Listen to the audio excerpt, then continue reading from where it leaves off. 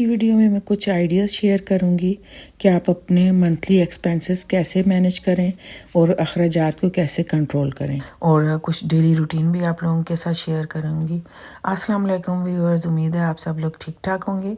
मैं भी बिल्कुल ठीक ठाक हूँ। अल्लाह ताला आप सबको आबाद रखे, खुश रखे, दिली ख्वाहिशात आप लोगों की पूरी करे, आमीन सुम आमीन। एज़ यूजुअल सुबह का आगाज़ जो है नाश्ते से हो गया।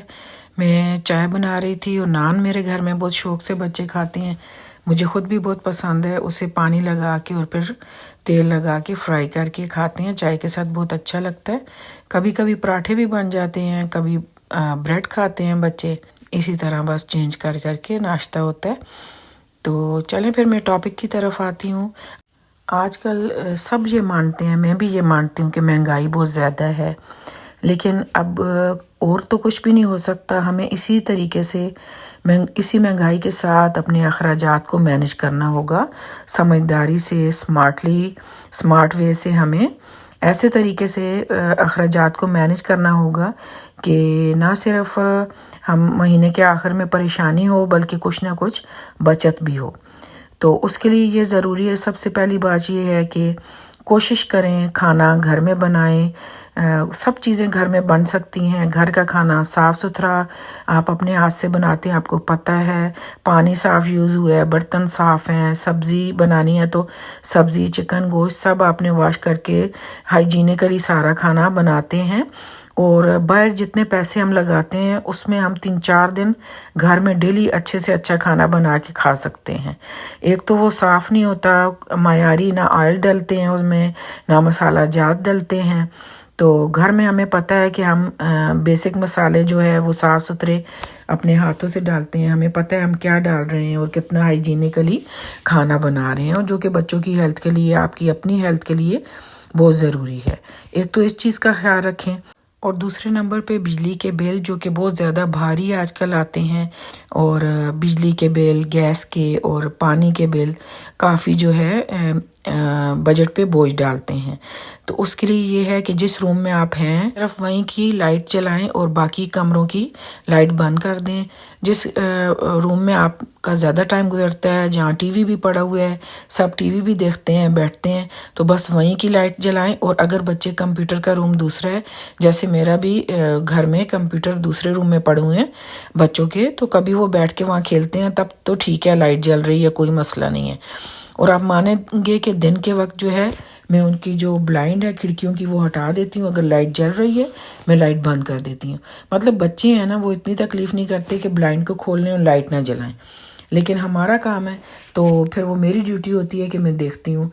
तो इससे ये होता है कि काफ़ी बिजली की बचत होती है और बिल हमारा काफ़ी कम आता है। और रात के वक्त भी अगर वो कंप्यूटर नहीं खेल रहे, उस रूम में कोई भी नहीं है, तो किचन के साथ ही है वो रूम, तो फिर मैं देखती रहती हूँ, मैं फ़ौरन लाइट बंद करती रहती हूँ। दिन में 2-3 दफ़ा ऐसा होता है कि मैं लाइट बंद करती हूँ। ये फिर हम मदर्स की ड्यूटी हो जाती है, क्योंकि बच्चे इतनी केयर नहीं करते। अगर हम बच्चों पे छोड़ेंगे ना तो बिल काफ़ी बड़े बड़े आएंगे। तो बेहतर यही है कि आप खुद नज़र रखें, और आपको देख के बच्चों को भी आदत पड़ जाएगी।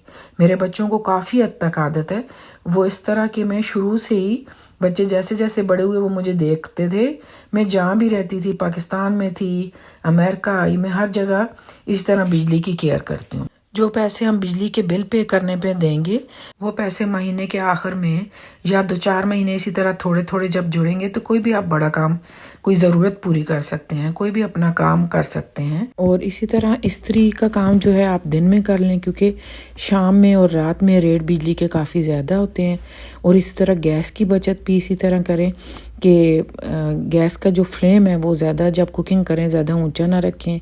और इसके अलावा जो कपड़ों पे मैं आती हूँ, जैसे आजकल बहुत ज़्यादा मैं पहले ही माजरत चाहूँगी, लेकिन बहुत ज़्यादा ज़रूरत से ज़्यादा कपड़े बन रहे हैं। ज़्यादातर लेडीज़ जो हैं वो जो है उनका कोई टाइम नहीं है, वो सर्दियों में भी बना रही हैं, गर्मियों में भी, ईद में भी, वैसे भी। मतलब ज़रूरी है कि मतलब कुछ महीनों के बाद कपड़े बनने बहुत ज़रूरी हैं। देखिए, आप गर्मियों में ज़रूरी होते हैं कपड़े, सर्दियों के कपड़े ज़रूरी हैं, कुछ आने जाने के हो गए, हाँ कोई ख़ास वेडिंग है तो उसके लिए बना लेते हैं, लेकिन जो है गर्मियों और सर्दियों के अगर ज़रूरत है तभी बनाएं। जिस साल आपके पास पहले से कपड़े हैं तो बनाने की ज़रूरत नहीं है। पिछले साल के ऐसे तरीके से पहने कि सारे कपड़े, कुछ कपड़े जो है घर में पहने और जो बाहर के हैं वो ऐसे तरीके से पहने कि वो जल्दी जल्दी आपको धोने की ज़रूरत ना पड़े, और धोएं भी तो कहीं ज़रूरी हो तो तभी पहन के जाएं। और कोशिश करें कि ज़्यादा से ज़्यादा संभालें और उतने ही कपड़े बनाएं जितने आपको ज़रूरत है। बाहर के आने जाने के जो कपड़े होते हैं वो तो इतनी जल्दी ख़राब नहीं होते क्योंकि वो बहुत कम पहने जाते हैं, तो इतने ज़्यादा बनाने की ज़रूरत नहीं पड़ती। मोस्टली जो है गर्मी और सर्दी के घर में पहनने के लिए ज़रूरी होते हैं, तो वो जब ज़रूरत हो तो तभी बनाएं, वरना अगर हैं पहले से तो वो फिर ना बनाएं। और गर्मी के एंड में और सर्दी के एंड में जब सेलें लगी तो तभी कपड़े ख़रीदा करें। और हर दफ़ा वेडिंग में नए जोड़े की ज़रूरत नहीं होती, पुराने भी रिपीट करें, अच्छे लगते हैं।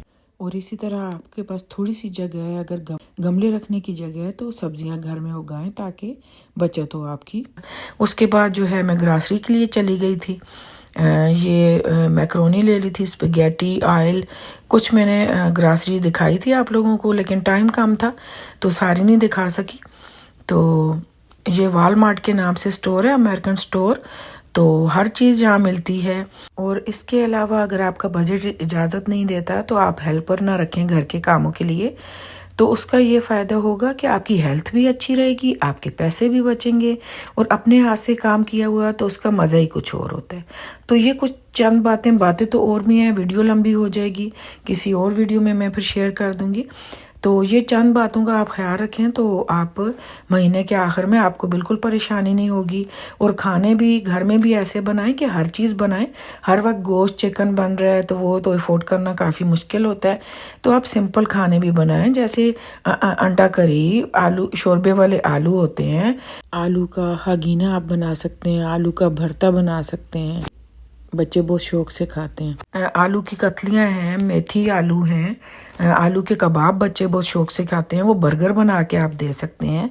और इवन के यहाँ तो मैंने देखा है कि सैलेड वाला बर्गर भी खाते हैं, यानी कोई भी चीज़ डाल दी, सैलेड डाल दी, सॉसेस लगा दी, वो इतना मज़ा आता है, वो भी आप बना के बच्चों को दे सकते हैं। इसके अलावा मेरे बच्चे लोबिये का सालन ग्रेवी वाला बहुत खुशी से खाते हैं, और चने का सालन, कभी तो नान के साथ चने खा लेते हैं, और कभी मैं साथ पूरियाँ बना देती हूँ, थोड़ा सा हलवा बना देती हूँ।